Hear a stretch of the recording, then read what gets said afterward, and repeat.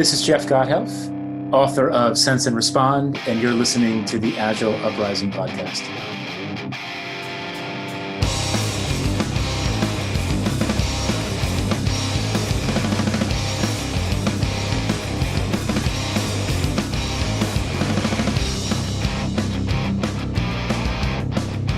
Hello and welcome to the next installation of the Agile Uprising podcast. I'm your host, Ryan Lockhart, and I am very happy to have industry thought leader and top 50 leadership expert, top 50 innovator, top 100 great international speaker, world traveler extraordinaire, Jurgen Appelo with me. Hello, Jurgen. Hey, Ryan. Nice to see you. Nice to hear you. It's me, Jurgen Appelo. I'm calling in from Brussels. And I usually refer to myself as a writer and speaker, but nowadays I sort of switched to saying that I'm an entrepreneur who also does a bit of writing and speaking on the side, because my focus has switched a little bit since recently. But I love doing many things, including even drawing and other stuff, and a bit of running. Well, we might even talk about that. Yeah, and I think your tagline that I love is the creative networker, and I think you've carried that moniker for a good as long as I've ever actually been aware of you and been reading your work. So we should probably get that in there as well.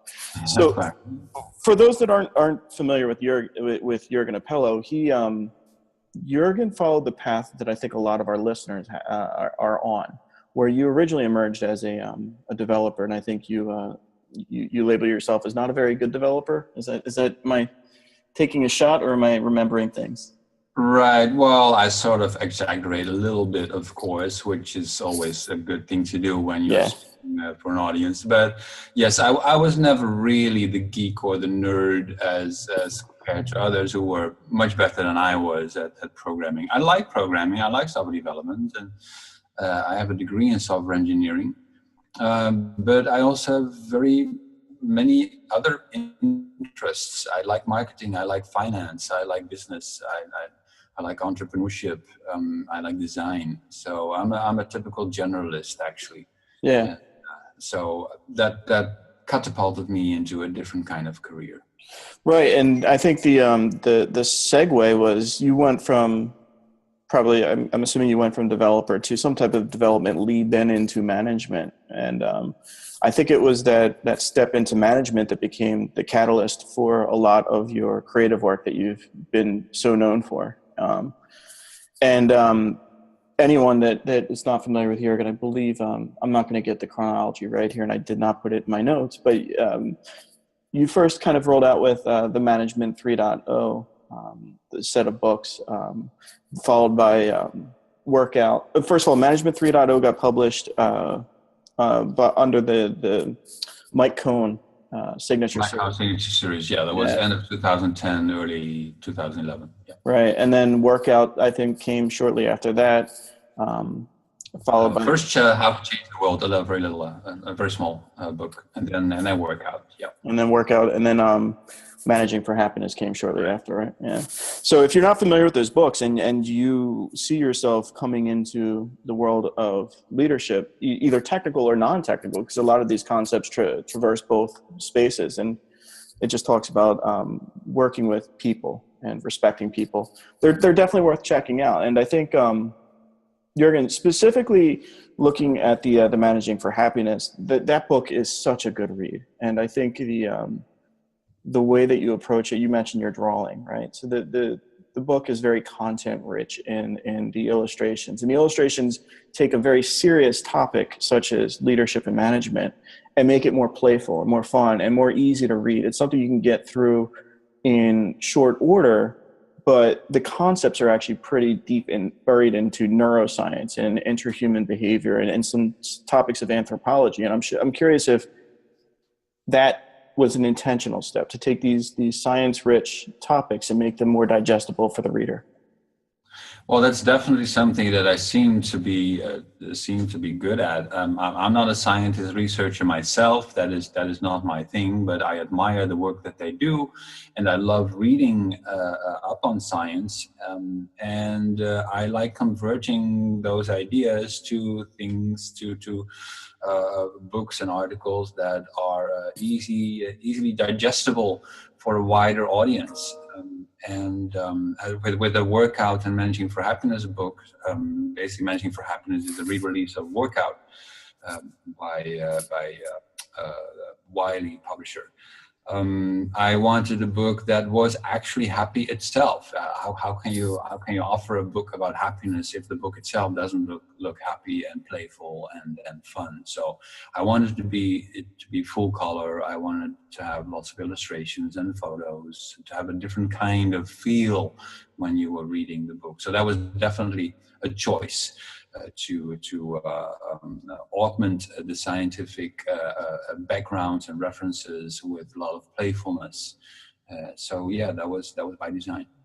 And I think Wiley did you either as a publisher making this choice for you or in works with you. They did a great favor to you with just the material that the book is bound in. As you pick up the book and you feel it in your hands, first of all, I'm a tactile reader. I don't do EPUB or anything like that. So just the quality of the paper, the quality of the print, and the way that the book feels and the shape of the book, it's a learning experience that you go through. And I think it becomes a personal share of knowledge between you and the reader. And there's a lot of introspection that comes by the way that you've written. So the reader is, sharing their experiences with you through your words. So it's exciting. Thanks, and it's good hearing that. And the book itself, the publishing was also a learning experience for me, because it was several phases. It started as a free book where I released chapters individually on my mailing list. That was the first iteration, basically.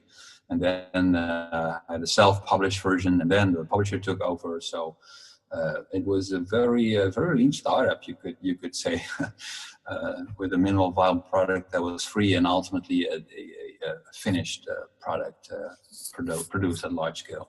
You stole the words right out of my mouth. I was going to talk about the fact that it was very lean derived. But since we're on the Agile Uprising, and we like to talk about Agile concepts. We like to talk about leadership concepts. One of the quotes from the book that resonated really well with me, based on what I experience in the world. Most of my experience is largely in the US and in the UK. But I think this, since it's in your book, it probably traverses more areas. To quote you, your company does not become agile by adding agility to the required competencies on the people's annual performance reviews. I was wondering if we could just take a minute, step into that quote, and deconstruct it a little bit. I guess it's safe to assume you've experienced what I think is pretty prevalent in a lot of large organizations, where you tell someone to be agile or to practice agility, and the expectation is that they'll self-forage that skill and automatically bring riches and riches to the organization. Is that a proper synthesis of that? Definitely, and this is how it often starts at companies. I mean, we can praise leaders and HR departments and everyone else for their interest in Agile and wanting to be more agile with the organization, but then the approach is still often a traditional approach, where people are sent to courses and agility is added to the list of required skills, as I suggested. While the glass is half full or the glass is half empty, I would say it is half full. At least they have the intention.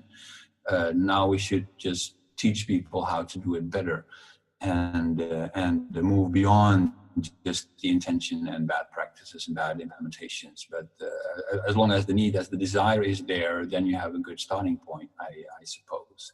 But we should at the same time teach such companies and people that the way they are going about it is a traditional approach, and it's probably not going to work. Well, they'll need something different. So I kind of look at you as a serial learner, or somebody that at least studies you said you're not a researcher, so I won't go so deep as to say a researcher, but you have a high degree of curiosity for how humans learn. And if you were talking to one of those CEOs or those executives that are trying to mandate agility, what would you recommend, or what is one of your preferred approaches for an organization to take agile concepts and turn those into mindsets within the DNA of that organization? Well, that's difficult because I'm not a coach or consultant, so I'm very bad at advising organizations what they should do in their context, because I don't know anything about their context. I don't know anything about their type of industry or whatever it is that they're doing. And as I communicate quite often in my books, everything is context dependent. It is true that it depends is the right answer for coaches and consultants. So that sort of negates any suggestion that I would make for organizations to how to change in a wider sense. But yeah, curiosity is, I suppose, where it all starts. When I dive into a topic, then I usually read 5 to 10 books. That is my preferred way of learning. Other people have other ways of learning, whether it is watching videos or going to conferences or whatever. You need to figure out what your preferred mode of learning is that fits your context. For me, it is reading, and be aware of what is out there in the world. And then with all those suggestions from others, start experimenting, because whatever worked for someone else is going to be an experiment for you. And this is very generic advice that I think suits any company and any person. More awareness of what is happening in the world and what other people are doing, and be open-minded to those suggestions, but also not treating them in any dogmatic fashion. Understanding that everything that you copy from others is going to be an experiment for you. You have to, with an open mind, validate that those hypotheses lead to successful outcomes in your context. And maybe 80% of the time they do, and 20% of the time they don't. That is the experiment that you're going to run for yourself. So learn, be curious, and experiment the hell out of your own organization. So I love the proclivity you have towards experimentation. And anyone that follows Happy Melly or Management 3.0, you guys have, I guess I'm a member of. So we have a experiment-driven mindset where you're encouraged to publish your experiments. And often, so within Happy Melly, I believe it's done very well.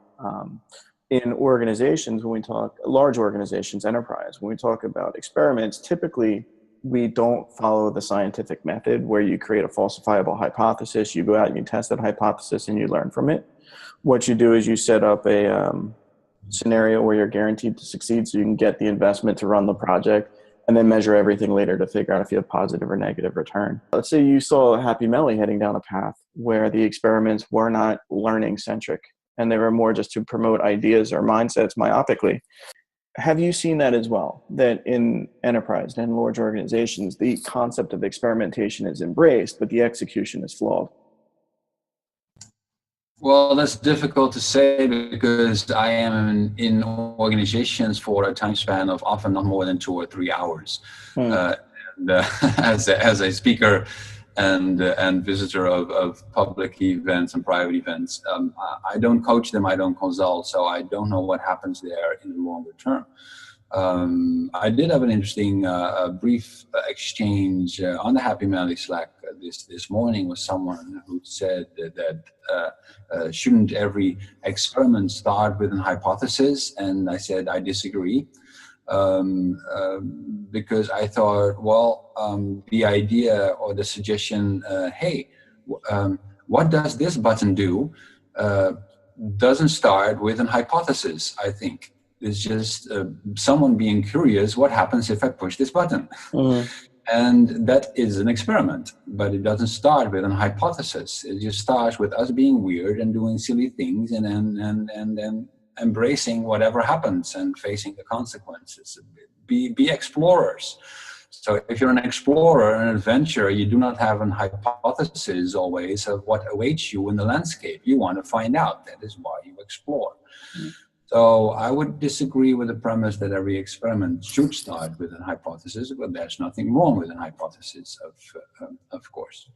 The biggest problem is what I usually hear is that companies do too little experimentation, or that there is this culture of failing that is seen as something as negative, where only positive outcomes and successes are rewarded, for example. And if that is the case, then you have a culture where people will prefer to do the expected thing, to copy the good practices with a guaranteed or almost guaranteed high success rate, because you might fail otherwise, and that is looked upon or frowned upon, perhaps by your peers. So I think that is the biggest problem, at least what I hear from people, that the culture does not embrace the experimentation. And the hypothesis, well, that's an interesting theoretical discussion, I suppose, whether or not a hypothesis is needed before an experiment. But yeah, that's my experience so far. Yeah, and this is the difference between a worldwide respected keynote and a bald guy sitting in Philadelphia. You took my question and you reframed it beautifully. And I like the approach that you take with talking about the freedom to fail. And somebody that we both, I think, have deep respect for is Jason Little. And he was on the podcast. I believe this conversation happened on the podcast. If not, it happened offline. But he is trying to reshape the concept of freedom to fail. And then the Facebook famous line that I think they have even done away with, which is fail fast. And you swapping out the word fail with learn. So the freedom to learn, or to learn fast. And I think, in the world of technology, in the world of Agile, failure is seen as a good thing. But it's really hard when you step outside of that community and into the executive community and talk about failure as a good thing. I think, you reframing that with the word of learning. We're going to learn quickly. And we're going to pivot off of those learnings. I think that's really at the core of what we're saying when we talk about failure. Yeah, exactly. And one other quote that comes to mind from my book that people seem to appreciate is that you don't have a first mover advantage for long if somebody else has the fast learner advantage. And that comes down to the same thing, doesn't it? It's about learning fast, and then you can overtake anyone. If you are the one who learns faster than everyone else, then who cares if somebody else started a couple of weeks or months or years earlier? You'll overtake them. Yep. And the inverse is competitive advantage has a shelf life. So right. Yeah. So when we were talking about introducing or just how to create a culture of agility within an organization, two things that I know that you promote pretty steadfastly are creating cultures based on safety and creating cultures based on happiness. And I think those two concepts, while they seem very commonsensical, they're not very commonly practiced, where you treat individuals and professionals as individuals and professionals, and you give them the safety to learn. And then you create a framework around them, or you create a culture around them that promotes happiness. And without going through all 12, you have 12 steps to happiness. It's pretty prolific in your speaking in the last 12 to 18 months. And I'm curious if we can just take a couple minutes to talk about some of them. If there's any that you feel passionate about, you want to talk about, I'll give you the ball and you can run with it, or I can talk about the ones that make me happy. So you pick and choose. It's fine with me. Well, I'm actually going to pick one then that I love your writing and I love your approach, but there's one that does not resonate with me. And I'd like to selfishly start the conversation with meditate. And I think I want to understand better what you mean when you say meditate, because it's something, as a 21st century male in North America, and I don't really see myself as the meditating type, but maybe it's a semantics argument. So what do you mean when you talk about meditation? Well, I did a bit of digging around for that chapter, about the 12 steps to happiness, I found all the suggestions by researchers and scientists, the things that make people happy or that add to their happiness, and the themes across all those articles, etc. And there were 12, and one of them was meditation and mindfulness has proven to be beneficial for the feeling of happiness of people. Now, I totally agree with you. I am also a 21st century male, and the mindfulness, the meditation thing, it doesn't work well with me so far. I tried. I am an open-minded person. I have the app on my phone. I tried it again last week, and I'm really, really bad at it. But other people say everyone is bad at it at the start. You just have to persist, and it just seems that I am too impatient. I want the results faster. But as some others suggested, you don't have to be too dogmatic in your interpretation of it. In my case, for example, I like running.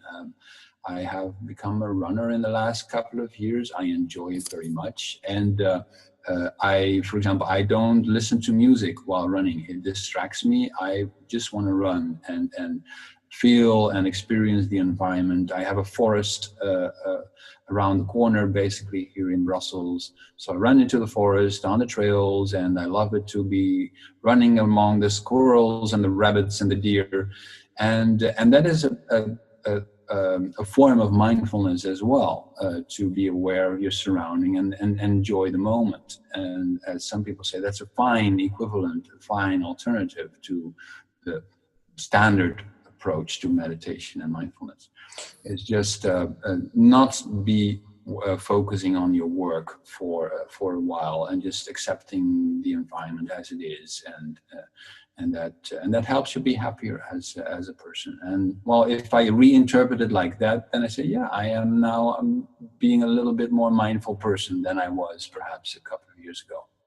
Yeah, and but I like the way that you position that, because I don't know that I'd ever see myself sitting as the icon that you have on your slide deck with the Om cross-legged sit. But being introspective and the mindfulness approach, as opposed to the traditional dogmatic meditation, I think that is something that a good number of people do, and it doesn't necessarily have to be on a run. I find myself doing that when I take the train to and from work, or if I'm on a long car ride.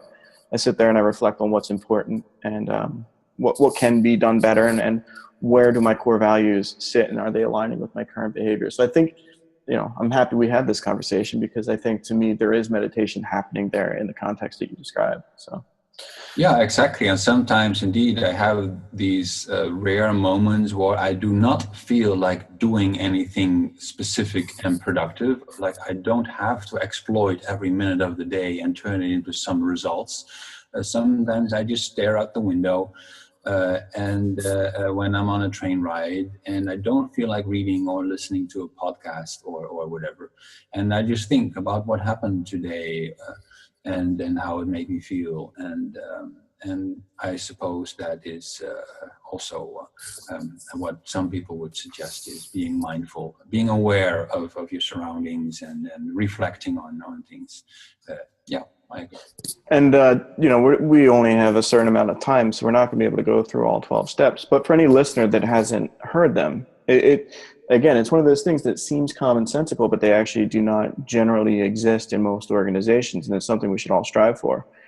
To quickly go through the list, it's to give thanks, it's to give praise, it's to help, to eat well, exercise, rest, to experience things, to hike, to meditate, to socialize, to gain an aim, and to smile. And I think there's, as leaders, as emerging leaders, as scrum masters, as whatever you are in your domain, creating an environment on your team or in your department where these things are acknowledged, respected, and built in will create happier teams. And there's something, Jurgen, that you say, and or it's not even, it's a question that you pose as you give your talks, is that do happy teams make better products? or do successful products make for happy teams? And you just let the audience marinate on that question. And I think everyone's sitting waiting for the great Jurgen Appelo to give us the magical answer to that question. And have you found it yet, sir? Well, it's a bit of both, as I have said frequently, but probably it is a virtuous cycle, one leading to the other and back. But the biggest of the two effects is that it starts with happy people helping the organization be more successful. That is what I have seen the researchers agree on most of the time, that happy people are more productive people, and then the productivity helps the organization be more successful. And then, yes, the success in turn of the organization helps people, again, be happier. So this is a virtuous cycle, but it is best to start by adding or contributing to the happiness of people, hoping that you can bootstrap the virtuous cycle that way. It does not work that well, I think, when you focus on being a success as an organization and then hoping that this makes people happier. That could only be a short-term win that you would achieve, but then you'll have to be more successful the next month, because that's only short-term results that you achieve. So shifting the conversation to a little bit more of your modern works, you have a new project out called Scaling Agility. Agility Scales. Sorry, Agility Scales. And a lot of times, personally, I find this topic interesting, from not just because the word scaling is a label that we wrap on a lot of emerging thoughts and books now, but because it's addictive to get positive happiness or positive return locally at the team level. But then you start looking broader, and as leaders, as managers, as folks that want to be those organizational change agents, we want to see that local return scale across the enterprise and see the overall organizational inertia start shifting, so that the overall delivery system is benefiting. And I want to kind of start the scaling conversation with another quote of yours, where you say scaling is only difficult when you grow your organization like a tower instead of a city. And I'm curious, what do you mean by that, and how do you approach scaling? Well, what I mean by that is that research into cities has confirmed that cities are more productive the bigger they are. They are more innovative, more things happen in large cities, and that's because they are formed as networks, as markets. So that is interesting, because usually we see large organizations as being less productive. It is the total is less than the sum of the parts, where with cities it's the other way around. The total is more than the sum of the parts. So that fascinates me. Why is that the case? And then the differences in the way cities are constructed versus how companies are constructed. Cities are primarily networks with lots of small hierarchies dispersed across the network.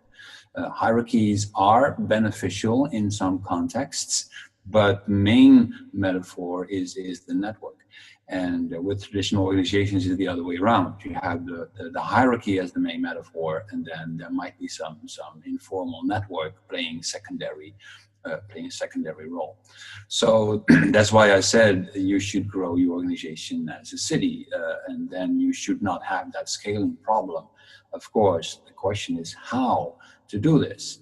And then we have lots of frameworks and methods nowadays that offer some suggestions.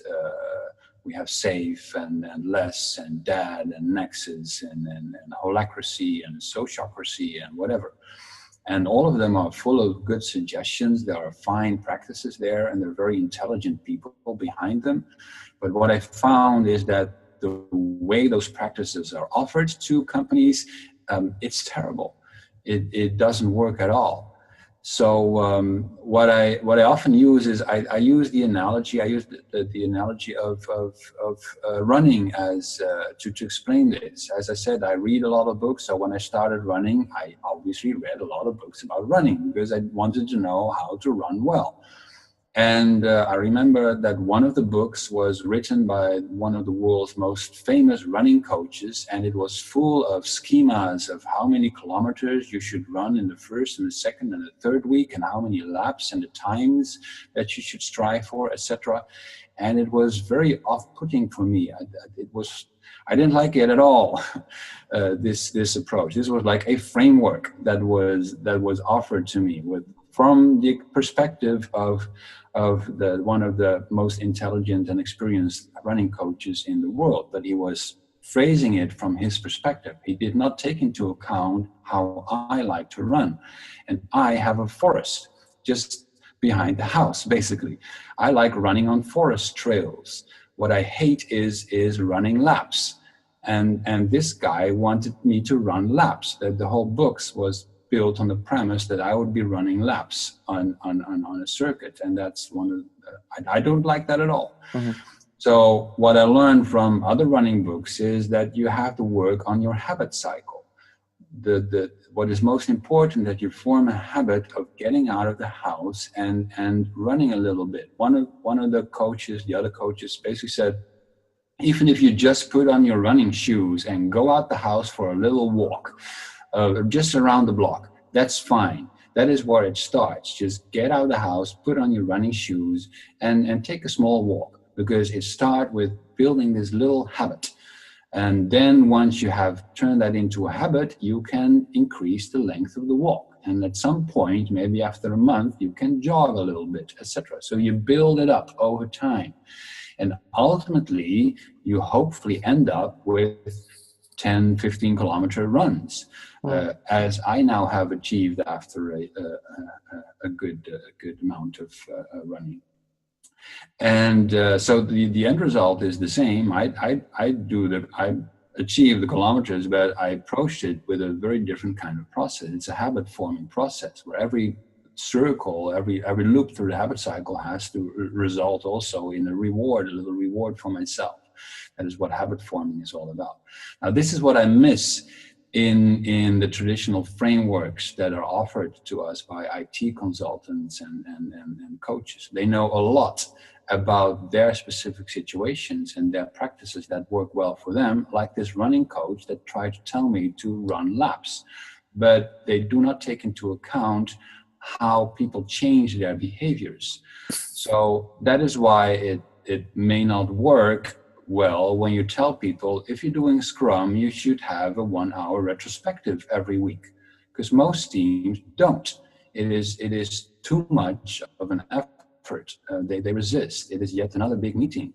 It might be more successful if you say, well, why don't you start with a 1 minute retrospective every day near the coffee machine? You're standing there already, so why not evaluate for 1 minute? And once you have that habit in place, then you can start building up. And hopefully after a year or so, you will end up with that 1 hour retrospective every week that you were after in the first place. But you don't get there if you just impose it on teams. So that is my suggestion. That's what I'm working on nowadays, is all those ideas in those frameworks and methods. They're great ideas, but the way we are bringing them to organizations, those IT consultants and coaches, they're great at their jobs, but they know next to nothing about psychology, sociology, and the dynamics of human behavioral change, which is all about habit forming, and gamification also comes into play there. That's great. And I'm not sure if you're familiar with the podcast series that we have, but we worked on a project where we tried to interview as many of the Agile Manifesto creators and authors as possible. We got through 14 of 17, so I think that's a pretty good return. But what's interesting, if you go through and you listen to some or all of those, is there was never an intent to have Agile as a framework. It was all about the mindset and the mentality of how we deliver software today, or how we should deliver software today. And I think it's nice to hear you discuss scaling in a breath that is very similar to those 14 interviews that we did, where they are not saying, here is a guide, go install this guide and you will then be agile. It's, here are some core values, 4 simple core values. Go and drive this into the organizational structure, and here are some principles, these 12 principles that sit behind it that will strengthen it as well. And I think it's really nice to give some homage to those large scaling frameworks, saying there's probably some good stuff in there, but let's not just go and blindly install this. Let's step through this. Let's treat the organization as an organism, something biological, and let's grow that together. And I think that's a beautiful approach. Well, it's also something I admit that usually they mean, the creators of the frameworks. They admit that they never meant for those frameworks to be copy pasted onto organizations. Although the language is often in terms of implementing SAFe or implementing holacracy and everything. So that's a bit of a paradox there as far as I'm concerned. But I fully realize that they mean well and that they have a bunch of very interesting and good ideas. It's just the packaging where it all goes wrong, as far as I'm concerned. We're beaming PowerPoints at people, and I would be the first to admit that I have contributed my own share to those PowerPoints and books full of suggestions. But getting people to adopt ideas, that's an entirely different playing field where you are operating. Changing people's behaviors, that is about persuasion, influence, manipulation. There's the same field that politicians and marketers also deeply dive into, because they use exactly the same techniques as coaches and consultants, only with different kind of behaviors that we want people to adopt. But they're all human beings that we are trying to influence.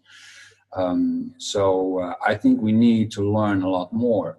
And what I realized, and that was last year, I often share the same anecdote with people. I was promoting my Managing for Happiness book in the US, and I was in New York reading a book, as I often do at Union Square in the evening, and there were lots of people around me with all kinds of dress codes and body types and languages and everything. But everyone at that time was playing Pokemon Go. It was insane. It was the Pokemon Go rage hype that was going on. And I had never seen something like that before. And then it occurred to me, I thought, we're investing so much time as coaches and consultants and writers and speakers trying to convince people to adopt a new idea. And it is all very hard, and people resist change, quote unquote. And within weeks, half the world is playing a game. So we're doing something wrong, I thought. We need to learn from these game designers how they pull this off, this new behavior that people eagerly adopted. So that's when my eyes opened, and it turned out there's, of course, a huge field out there called gamification, with lots of experts who know everything about persuading people through gameplay in organizations and beyond. And so much knowledge there already that is just up for grabs. And we should adapt that. We should learn from them in order to understand how to bring those ideas encapsulated in holacracy and SAFe and less and everything. But then getting rid of the framework metaphor and offering it as a collection of practices with gamification tricks and techniques added to make them to get them to be embraced by people. And that's a fascinating area, I think. So for anyone that's interested in this new project, the Agility Scales project, first of all, where would they go to find out more, and what would they have in store for them as they get their toes in the Agility Scales pool? Well, right now I'm just finished assembling a team. I started a new company to dive into this topic because I think it's a fascinating area, and we have some ideas about what we want to make. It's highly likely it's going to be an app, a technology product. Like there are lots of fitness trackers in the world that help you to exercise, to run, to meditate, etc. And those apps use all kinds of gamification tricks, and they're very successful in getting people to adopt new behaviors. So I thought we'll need probably something similar where we apply gamification through technology to get people to adopt retrospectives, daily stand-ups, double linking between team, agile release trains, whatever kind of practice it is that we want them to adopt. The website is agilityscales.com. We now just get people to sign up and join our Slack community if they want to be involved in the conversation. And my team is now discussing what minimal viable product that we should build to test this hypothesis. Let's return to the original topic of experimentation. What the hypothesis is, how we can get people through this habit forming cycle, because that's what the experts refer to as the keystone habit. That is the most minimal habit cycle that you want people to go through, that's going to basically help you to generate all the other habits that you want to build on top of them. And probably the use of an app that people would be using on a daily basis, that is going to be the keystone habit that we want to use in order to have other practices piggyback on top of that app and get them to be adopted by people. But we'll figure it out somehow. I have 7 people eagerly ready to start this project, and it's going to be exciting. I'm quite sure. No, it definitely seems interesting, and so I'm going to keep a close eye on. But speaking of your business endeavors, I think I'd be remiss if I didn't just ask about a pretty major activity you just went through. I think it completed in the last couple of weeks. You offered a stock certificate sale for Management 3.0, correct? Correct. Yeah, that's true. I'm curious what the intent behind that was, and what you learned from it. Well, the intent was, there were actually 2 intents. I started with a book 6 years ago, as you pointed out, Management 3.0. Then I quickly started with courseware, doing workshops all over the world. And right from the start, I knew I did not want to be a trainer for the rest of my life. So I set it up as a licensing program where other trainers could buy the materials or the right to use the materials. And that worked so well that I didn't have to do the workshops myself anymore. I did them 150 times. So that was enough times to know that they work and that people love them. So I delegated that. Then I had started this company called Happy Melly, and I had freelancers, and that became a real company that is basically running the entire licensing program. So I delegated all of that work basically. And then the only thing that was still mine was the ownership of that company. I was 100% owner. And I thought, well, the next logical step is to delegate that as well, because I think that is going to help the brand be even more successful. If I am not the only one, if I am not the benevolent dictator, as I sometimes call myself, but when other people would also feel owner and responsible for the success of the brand, that could only be a positive thing, I think, when we can tap into their networks as co-owners. So I set up this program. I talked with the accountant and the notary to make it as easy and agile as possible. That was interesting exercise in itself. You said, what did I learn from that? Well, what I learned is under Dutch law, the company is a Dutch company. For every exchange of shares, you have to go to the notary, which is expensive. And that makes you very non-agile as a company. So we put a foundation on top that owns all the shares, and the foundation issues certificates, where every certificate is is basically one-on-one tied to a share, and then those certificates can be freely exchanged between people. But under Dutch law, they are real ownership that people have. It is recognized just the same way as a share. It just makes it more agile, because that's what I wanted. I want people to be very flexible in the exchange of the ownership of the company. So that's what I learned, is how to set up an agile ownership, basically. And the intent was delegating that part of the company as well. And the other intent was I needed to raise some capital to start my new project. So that income I basically used to found the new company, Agility Scales, and it's going to be a happy little brother to the Happy Melly business. As soon as it is officially started, officially founded later this month, it is obviously also going to join the Happy Melly network as another new company contributing to the network. And I will be mainly focusing on that from now on. I will be involved in any discussions around Management 3.0. I'm still the ambassador, of course, as people point out. I have some people ask me, but are you able to be responsible for 2 companies? They have their doubts about that. And then I tell them, well, Richard Branson has 400 companies and he can do it. So please give me a break and allow me to have 2 companies that I represent. Yes. That should be possible, I think, with my limited skills as entrepreneur. So I'm hopeful there's some, maybe not in the current works, but in the future, some more books will be forthcoming. Definitely. I will definitely be collecting my experiences and then insights with my team. And hopefully this will become the 5th book, maybe sometime next year or something. I don't know.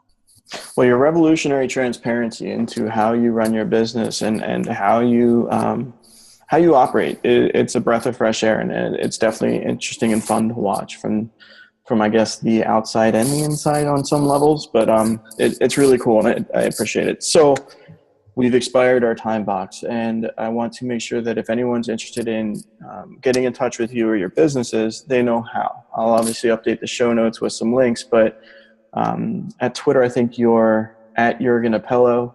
Yep. 2 P's, 1 L. Exactly. You're on LinkedIn at times, happymelly.com, agilityscales.com, management3.0.com. Is there any that I'm missing? I have my own blog at noop.nl. I don't write as often as I did in the past, but every now and then there's still a new article that I put out there. Cool. And for any new listeners that may have found us by way of an @mention with Jurgen when we post this, we are the Agile Uprising. You can find us at agileuprising.com and Twitter at Agile Uprising. So Jurgen, it was a very well spent hour with you. So I appreciate your time today. Well, thank you for the invite, Brian. I appreciate that. And I'm a listener to the podcast, so I look forward to listening to my own episode there. All right, so I get a little more nervous every time we do one of these, knowing that you're listening. Cool. Well, thank you, Jurgen. Thank you too.